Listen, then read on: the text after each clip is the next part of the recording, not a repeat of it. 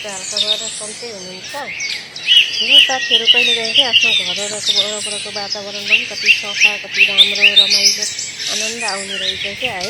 धेरै साथीहरूले आफ्नै भोइसमा टिकटक बनाएको देखेर मलाई पनि रहर लाग्यो क्या साथीहरू है।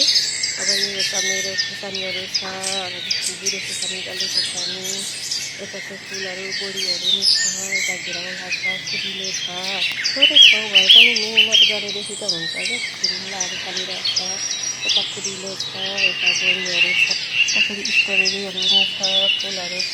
वर्षामा कति त्यति राम्रो नहुने क्या फुलहरू र बिरुवाहरू पनि हुँदैछ है।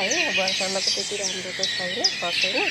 अब होला नि, अब अलि दिनपछि मेरिगोलको बिरुवाहरू हुँदैछ, मेरिगोलहरू लगाउनु पर्छ साथीहरू। यता फेरि बाल्टिनमा धुपी सारे पनि राम्रै भइरहेको छ कि यस्तो बाल्टिनमा हो है। यस्तो ठिकै छ। यता प्लान्टहरू पनि छ साथीहरू है। मेरो आफ्नै भोइसमा टिकटक बनाएको कस्तो लाग्छ लाइक कमेन्ट गरिदिनु होला। Thank you.